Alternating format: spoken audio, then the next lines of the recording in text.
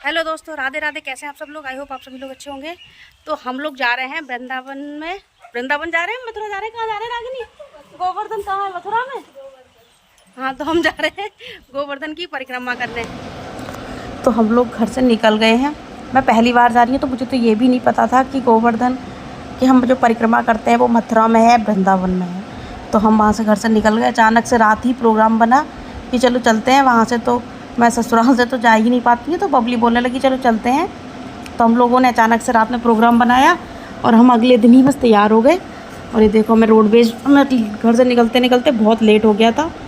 हम घर से निकले ही हम 5-6 बजे हैं, रोडवेज से निकले। अब मैं यहाँ पहुँचते पहुँचते अभी हम फाइनली मथुरा पहुँच गए हैं। लेकिन हमें जहाँ हमें पहुँचना है वहाँ तक पहुँचने के लिए हमें इतना टाइम लग रहा था, जो थोड़ी देर आध 15-20 मिनट के रास्ते में 1-1.5 घंटा लगा, क्योंकि इतनी ज़्यादा भीड़ थी। बसों की हालत देखो कितनी बुरी तरह भरी हुई है। अंदर तो छोड़ो, ऊपर भी इतनी बुरी हालत है, रास्ते में चलने की जगह नहीं है। इतनी ज़्यादा भीड़ हो रखी है, देख सकते हो कितना ज़्यादा ट्रैफिक है। अब यहाँ हम मथुरा पहुँच चुके हैं, लेकिन यहाँ पहुँचने के बाद इतनी हालत ख़राब हो गई थी ना, इतनी भीड़ थी कि हम तो भैया इस कोने में जगह ढूंढी, वहाँ बैठ गए। वहाँ हमने थोड़ा बहुत कुछ खा पी लिया, क्योंकि कहीं भी इतनी ज़्यादा भीड़ तो मैंने आज तक कहीं देखी। इतनी भीड़ थी कि कहीं जगह ही नहीं थी। फिर फाइनली हम वहाँ से निकले। तो गोवर्धन चौराहा जो होता है वहाँ तक हमें जाना था, लेकिन हमारा जो ऑटो था वो उसने हमें 4-5 किलोमीटर पहले ही छोड़ दिया, क्योंकि ट्रैफिक इतना ज़्यादा हो गया था भीड़ की वजह से कि अंदर आने की जगह ही नहीं थी। फिर हमें परिक्रमा शुरू करने से पहले हमें 1 घंटे से ज़्यादा तो हमें चलना पड़ा। वहाँ से चलने के बाद फाइनली हम परिक्रमा मार्ग पर पहुँचने वाले थे। उससे पहले हमने अपनी सामान वगैरह जो था, चप्पल वगैरह, वो हमने यहाँ पे अपनी जमा करवा दी। और उसके बाद हम चल दिए परिक्रमा मार्ग की तरफ। तो यहाँ से हमारा ये परिक्रमा शुरू होने वाली है, बस थोड़ी दूर पे। ये देखो, यहाँ से हमारी परिक्रमा शुरू हो रही है। अब देखना, ये रात का टाइम हो रहा है। रात में हमें 1 बज रहा था। 1 बजे हम पहुँचे, जाके परिक्रमा मार्ग तक पहुँचने में हमें 1 बज गया था। हम 11:30 पौने 11:30 के आसपास हम उतर गए थे ऑटो से, तब से चल नहीं रहे थे।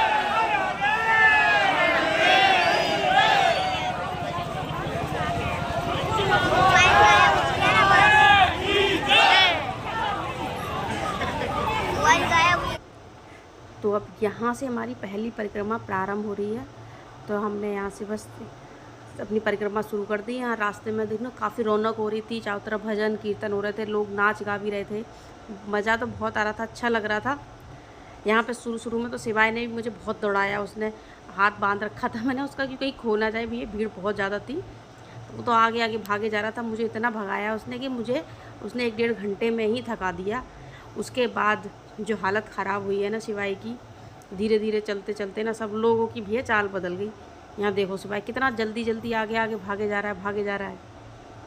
और इस टाइम भी है 2:30 बजे का टाइम है, 2:30 पौने 3 बज रहे थे। तब तक शिवाय बिल्कुल ठीक था, कोई दिक्कत नहीं, आराम से मज़े से चल रहा था। भीड़ इतनी थी, चारों तरफ कीर्तन हो रहे थे।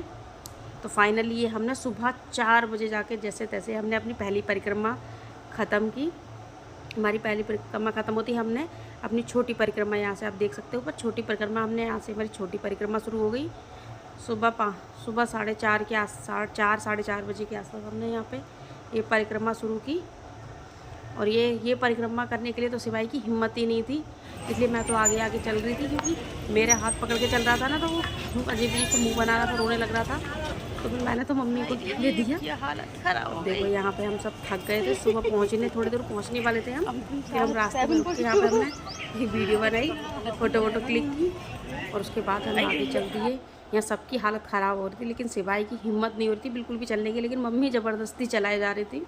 लेकिन फिर भी भैया बहुत हिम्मत की बात है कि उसने करीब परिक्रमा तो 21 किलोमीटर की है, लेकिन उससे अलग हमें कम से कम 5-6 किलोमीटर से ज़्यादा चलना पड़ा। तो हमारी परिक्रमा बहुत लंबी हो गई थी। हम राधा कुंड पहुँच गए, देखो कितनी भीड़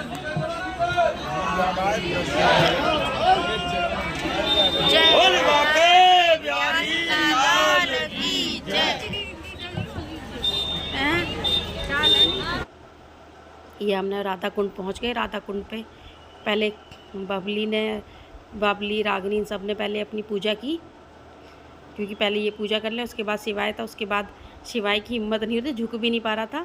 तो बस उसने ऐसे ही पैर हल्के हल्के पैर उसमें जल में डाले इसमें और ऊपर आ गया। उसके बाद फिर मैंने पूजा की। सच में यहाँ पे अच्छा तो बहुत लग रहा था, लेकिन सच में भीड़ इतनी ज़्यादा थी ना, अगर भीड़ इतनी नहीं होती ना तो सच में बहुत अच्छा लगता। और हालत इतनी ख़राब हो गई, अचानक से प्रोग्राम बनाया और फिर रास्ते का इतना लंबा सफ़र करके पहुँचे ना, तो आधी थकान तो वैसे हो गई और 4-5 किलोमीटर एक्स्ट्रा चलना पड़ा। उसकी वजह से ना थकान इतनी ज़्यादा हो गई थी ना कि सबकी हालत ख़राब हो गई। किसी की हिम्मत नहीं थी कि भैया वो कुछ भी थोड़ी देर बैठ जाए। सबकी बैठने में उठने में सबकी चीख निकल रही थी। तो यहाँ राधा कुंड पे हमने अपनी पूजा की और ये फाइनली हमारी दोनों परिक्रमा ख़त्म हो गई हैं। हमने मानसी गंगा में स्नान करके आ गए। देखो सबकी हालत क्या हो रखी है। वहाँ तो इतनी ज़्यादा भीड़ थी मानसी गंगा मंदिर उसमें कि वहाँ तो भैया वीडियो बनाने का मतलब ही नहीं था, बन ही नहीं सकता, मोबाइल ही नहीं निकाल पा रहे थे। इतना एक हाथ तक की जगह नहीं थी, इतनी भीड़ थी। फिर वहाँ से निकले, हमें ऑटो ही नहीं मिल रहा था। फिर से हमें 5 किलोमीटर 4-5 किलोमीटर चलना पड़ेगा, उसके बाद ऑटो मिलता। तो हम तो थोड़ा चले, 1-1.5 किलोमीटर नहीं मिला तो थोड़ी देर थक के हम बैठ गए क्योंकि हालत ख़राब हो गई थी। फिर जैसे तैसे भी हम पहुँच गए आगरा।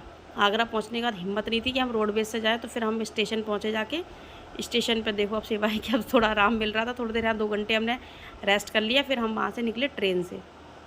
पैरों की भी हालत ख़राब हो गई थी, लेकिन हमारी परिक्रमा बहुत अच्छी रही। वीडियो अच्छा लगा हो तो please like, comment and subscribe.